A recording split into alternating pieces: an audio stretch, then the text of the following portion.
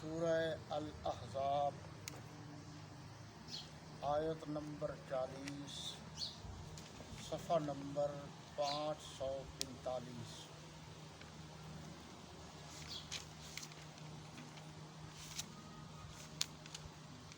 الحمد للہ وکفیٰ وسلام علی عبادہ الذین اصطفیٰ، اما بعد فاعوذ باللہ من الشیطان الرجیم، بسم اللہ الرحمن الرحیم۔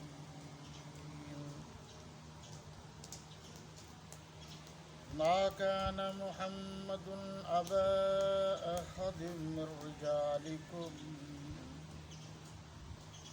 ولكن رسول الله وخاتم النبيين وكان الله بكل شيء عليما۔ صدق الله مولانا العظيم وصدق رسوله النبي الكريم۔ ترجمہ دیکھیں جی، ما نہیں ہے، کانا ہے محمد صلی اللہ علیہ وسلم، ابا باپ، احد کسی کے، من سے، رجال مرد، تم، وہ اور، لیکن رسول، اللہ، وہ اور، ختم کرنے والے، ختم کر دینے والے، النبیین، نبی جمع، وہ اور، کانا ہے، اللہ بے ساتھ، کل ہر شیء علیما جاننے والے۔ با محاورہ سلیس اور آسان زبان میں اس کا ترجمہ یہ ہے، 545 محمد صلی اللہ علیہ وسلم تمہارے مردوں میں سے کسی کے والد نہیں ہے، بلکہ اللہ کے پیغمبر اور نبیوں کی نبوت کی مہر یعنی اس کو ختم کر دینے والے ہیں، اور اللہ ہر چیز سے واقف ہے۔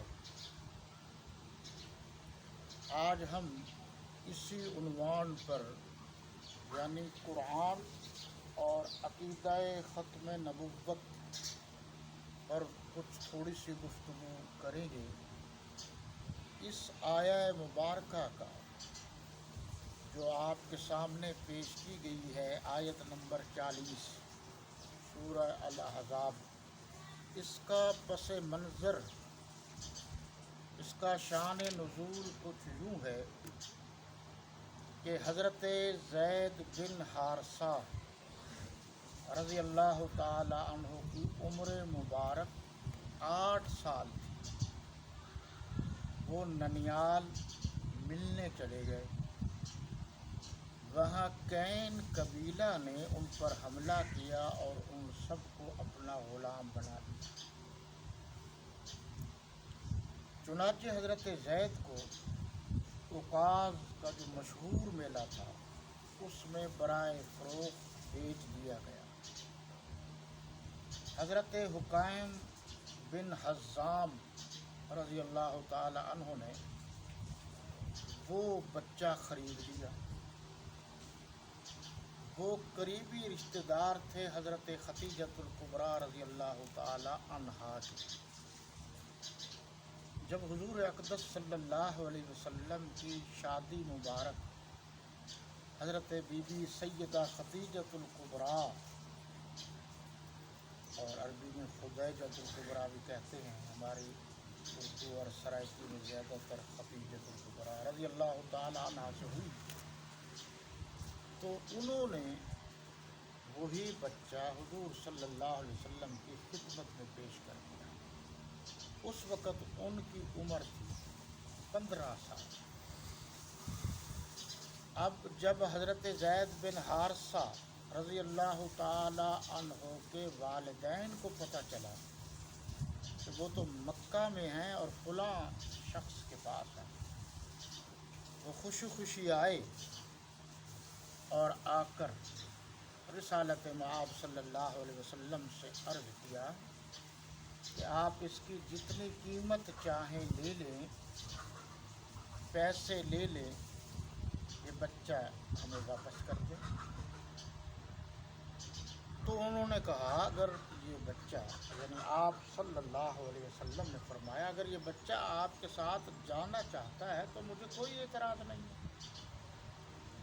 چچا اور ابو جو ساتھ تھے، یعنی حضرت زید کے چچا اور ابو، انہوں نے ان سے پوچھا حضرت زید بن حارثہ سے کہ جی آپ ہمارے ساتھ چلیں گے اور ہم یہ پیسے دے رہے ہیں تو آپ کو خوش ہونا چاہیے۔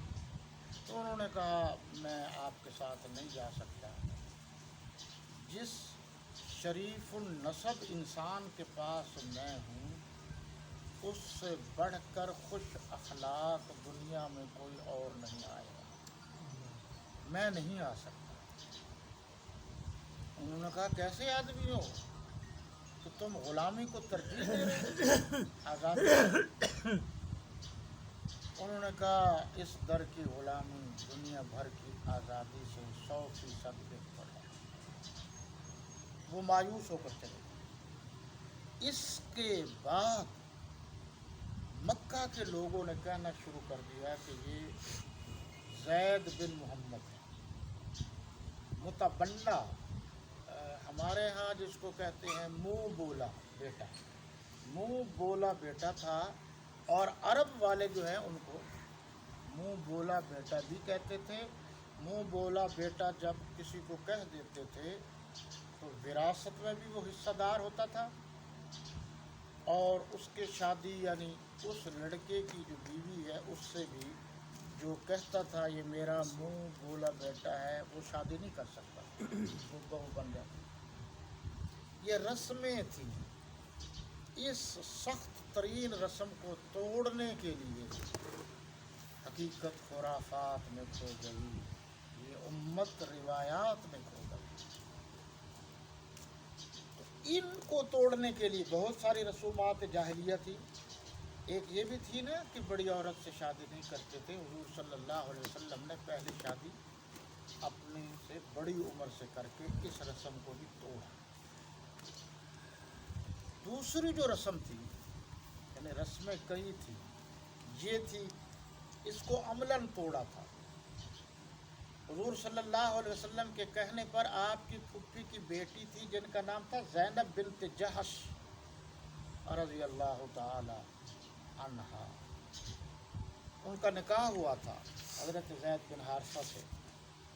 حضرت زید بن حارثہ رضی اللہ تعالی عنہ نے کچھ عرصے کے بعد نبی کریم رؤوف الرحیم علیہ الصلاۃ والتسلیم سے درخواست کی کہ میری اہلیہ میں جو خاندان کا بڑا پن ہے کہ ہم بڑے خاندان کے لوگ ہیں، یہ نہیں نکل رہا، اگر آپ مجھے مشورہ دیں تو میں طلاق دے دوں۔